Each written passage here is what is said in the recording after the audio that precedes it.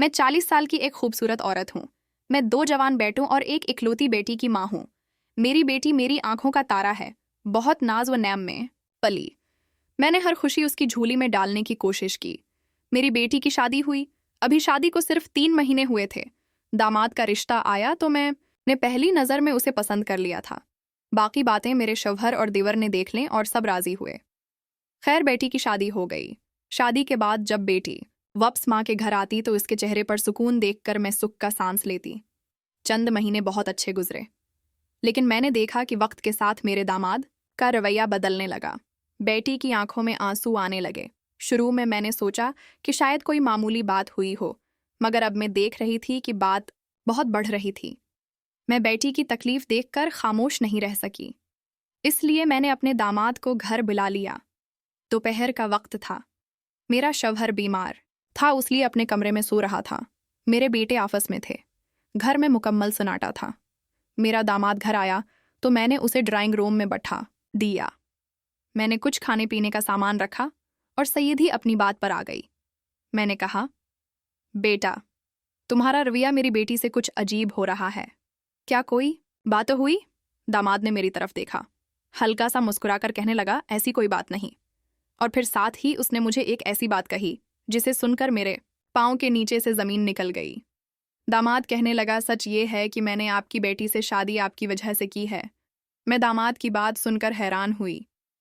मैंने कहा, तुम्हारा बात करने का क्या मतलब है?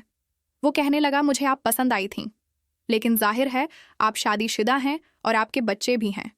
मैंने आपकी बेटी से शादी इसलिए की ताकि आपके करीब आ सकूं। मैं गमसम बैठी रही। ये सुनकर मेरा दिल जैसे रख गया था। दामाद ने बात आगे बढ़ाई। कहने लगा, मुझे आपकी बेटी में कोई दिलचस्पी नहीं। अगर आप मुझे न मिलें तो याद रखें, मेरा और आपकी बेटी का ताल्लुक बस नाम का रह जाएगा। दामाद की बात सुनकर मैंने उसे रोकने की कोशिश की। मैंने कहा, यह गलत है, मैं तुम्हारी सास हूं। मगर दामाद हंसकर कहने लगा, आप एक औरत भी हैं और मेरा दिल रिश्तों से आज़ाद है। फैसला आपके हाथ में है। दामाद ये बात कहने के बाद उठा और हमारे घर से चला गया। मैं उसके जाने के बाद सोचों के समंदर में डूब चुकी थी। एक तरफ बेटी की खुशी और घर का सवाल था और दूसरी तरफ ये अजीब शर्त थी। लेकिन उसकी बात में जो जिद और इरादा मैंने देखा था, उसके बाद मुझे अंदाज़ा हुआ कि ये पीछे हटने वाला नहीं था। दामाद के जाने के बाद मैं काफ़ी देर तक ड्राइंग रूम में बैठी रही। मैं सोच रही थी कि ये मैं क्या सुन रही थी। वो दामाद जिस पर मैंने भरोसा किया, वो मेरी बेटी का शौहर, वो मुझसे ऐसी बात कह रहा था। मेरा दिल कह रहा था कि ये एक नाकाबिल माफ़ी बात है, लेकिन मेरा दिमाग मुसलसल बेटी की आंखों में बहने वाले आंसू दिखा रहा था। दामाद की धमकी साफ थी, अगर मैंने उसकी बात ना मानी तो वो मेरी बेटी से दूर हो जाएगा और फिर मेरा घर और मेरी बेटी का घर बिखर जाएगा। खैर, शाम हो रही थी। मैं खिड़की के पास खड़ी बाहर अंधेरे को देख रही थी। मेरी जिंदगी में एक लंबे उरसे से ऐसा ही अंधेरा छाया हुआ था। मेरा शौहर बीमार था। उनका ज़्यादा वक्त बिस्तर पर गुजरता था। घर की रौनक जैसे ख़त्म हो गई थी। मैं एक औरत थी, मेरे भी जज्बात थे, लेकिन मैंने कभी उनके बारे में सोचने की ज़रूरत नहीं की। मुझे दामाद की बात पर बहुत गुस्सा आ रहा था। दूसरी तरफ अंदर कहीं एक खालीपन को जगा रही थी। मैंने सिर झटक कर खुद को समझाया और किचन में जाकर बेटी के लिए खाना बनाने लगी। लेकिन मेरे हाथ कांप रहे थे, इतनी ज़्यादा कांप रहे थे कि सालन बनाते हुए सालन बाहर गिर रहा था। इस रात में बहुत देर तक जागती रही। दामाद का चेहरा बार बार मेरे सामने आ रहा था, और ख़ास करके उसके ये अल्फाज कि मैंने ये शादी आपके लिए की है।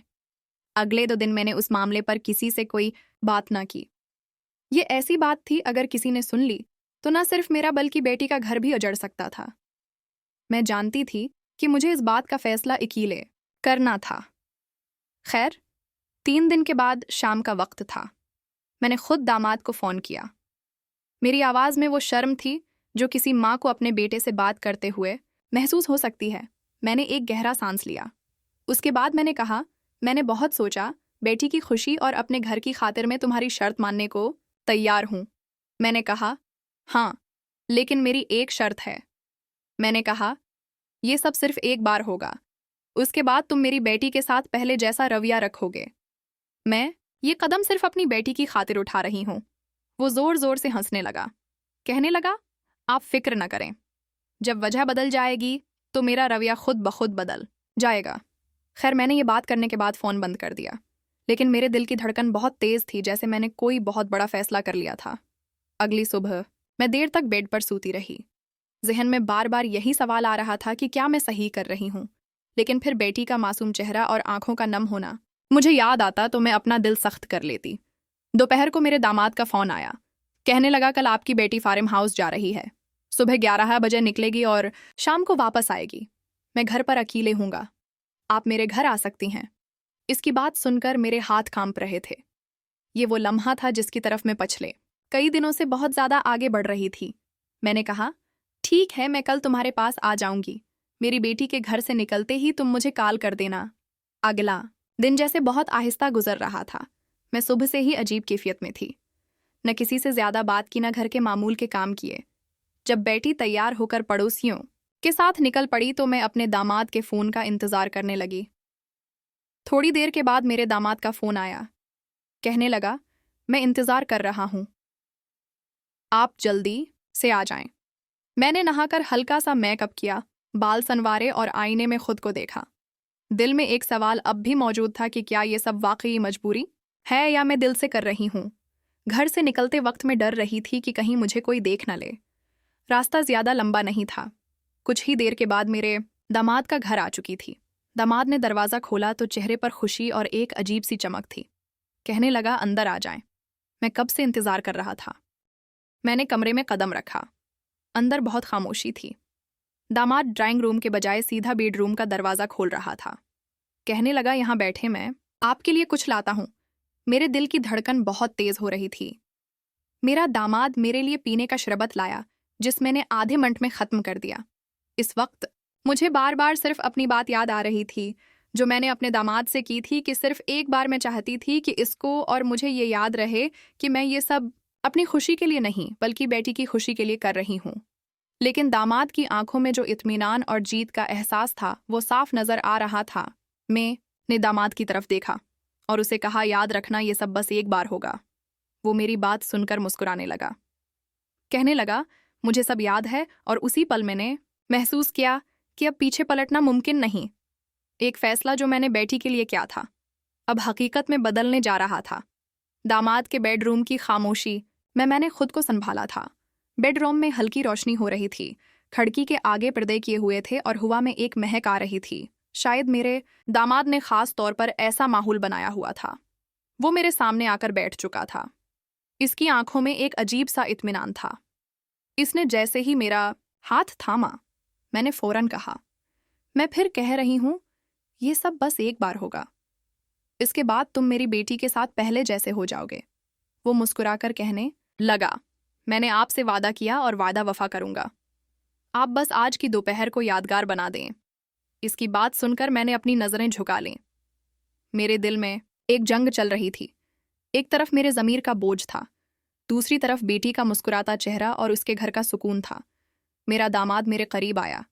मैंने महसूस किया कि उसका लहजा पहले से ज़्यादा नर्म और संजीदा हो चुका है। कहने लगा, आप नहीं जानते मैंने कितने दिन ये लम्हा सोच रखा था। शादी के दिन से मेरे दिल में ये ख्वाहिश थी, बस मौका नहीं मिला। मैंने बात बदलने की कोशिश की। मैंने कहा, तुम्हें अंदाज़ा है ये कितना बड़ा कदम है। वो कहने लगा, हाँ, और उसी लिए मैं चाहता हूँ कि ये पल हमारे दरमियान हमेशा एक राज रहे। वो मेरे करीब बैठते हुए माहौल को मज़ीद नरम कर रहा था। हल्की सी खुशबू, बंद कमरा और हमारे दरमियान खामोशी, ये सब मिलकर जैसे लम्हे को यादगार बना रहे थे। मैंने एक लम्हे के लिए सोचा कि अगर ये सब ना होता, अगर मैं दामाद को साफ इनकार कर देती तो शायद मेरी बेटी की ज़िंदगी कितनी मुख्तलिफ होती। लेकिन फिर ख्याल आया कि वो खुश न रह पाती। दामाद ने आहिस्ता से कहा, आपको देख कर लगता नहीं कि आप अपनी बेटी की माँ हैं। आप अब भी इतनी खूबसूरत हैं कि कोई भी आपकी तरफ माइल हो सकता है। मैंने हल्की सी मुस्कुराहट दी, लेकिन फौरन कहा कि तुम ज़्यादा बातें न बनाओ, तुम्हें बस अपना वादा याद रखना है। इसने मुस्कुराकर कहा, मुझे अपना वादा याद है और आज का दिन भी याद रहेगा। बातों के साथ वक्त गुजरता गया। मैं खुद को एक ऐसे दायरे में महसूस कर रही थी जहां से वापस जाना मुश्किल था। दामाद ने मेरा हाथ मजबूती से थामे हुए था और मैंने महसूस किया कि मेरी मुज़ाहमत आहिस्ता आहिस्ता कम हो रही थी। मेरे जहन में बार बार बेटी का ख्याल आ रहा था। ये ख्याल आ रहा था कि मैं ये सब बेटी के लिए कर रही थी। मैं खुद को यही समझा रही थी कि मैं बेटी के घर को बचाने के लिए ये सब कर रही थी। दामाद आहिस्ता आहिस्ता बात को जज़्बाती रंग दे रहा था। इसकी बातों में वो कशिश थी जो शायद बरसों के बाद किसी ने मुझे महसूस कराई थी। मैंने कई बार नजरें चराईं, लेकिन फिर भी उसकी आंखों की शिद्दत को नज़रअंदाज नहीं कर पाई। हम दोनों के दरमियान की खामोशी अब बातों से ज्यादा गहरी थी। कमरे का माहौल, हल्की खुशबू और बंद दरवाजा, ये सब मिलकर एक ऐसा दायरा बना रहे थे जिसमें बाहर की दुनिया का कोई वजूद नहीं था। मैंने दिल ही दिल में आखिरी बार खुद से कहा, ये बस एक बार है, उसके बाद सब पहले जैसा हो जाएगा। लेकिन हकीकत ये थी कि मैं जानती थी आज के बाद सब बदलने वाला था। वक्त कैसे गुजरा मुझे अंदाजा नहीं हुआ। बाहर शाम की रोशनी मध्यम हो रही थी। दामाद उठा, कहने लगा, आप थोड़ा आराम कर लें। मेरा दिल पहले से हल्का महसूस हो रहा था। ऐसा लग रहा था जैसे मदामाद वापस आया। हमने दोबारा मुख्तसर बात की। वो बार बार यही कह रहा था, आप नहीं जानते कि आपने मेरी जिंदगी का सबसे बड़ा ख्वाब पूरा कर दिया। मैंने सिर्फ इतना कहा, अब बस वादे पर कायम रहना, बेटी का घर खुशियों से भर दो। वो मुस्कुराकर कहने लगा, आप देखेंगी सब कुछ बदल जाएगा। शाम हो रही थी। वो मुझसे कहने लगा, चले मैं आपको घर छोड़ देता हूं। घर वापस आते हुए हमने ज्यादा बात नहीं की, लेकिन उसकी आंखों में एक अलग इत्मीनान था। घर आकर मैं सीधा अपने कमरे में गई। मैंने कमरे का दरवाजा बंद किया और आईने के सामने खड़ी हो गई। चेहरे पर हल्की सी मुस्कुराहट थी, लेकिन आंखों में एक अजीब सा खालीपन। मैं जानती थी कि यह फैसला आसान नहीं था, लेकिन उसके बाद बेटी का घर बच गया तो शायद यही कुर्बानी मेरी सबसे बड़ी जीत हुई। आज दिन के बाद मेरी जिंदगी में जैसे एक नया रंग भर गया था। मेरे चेहरे पर वही प्राणी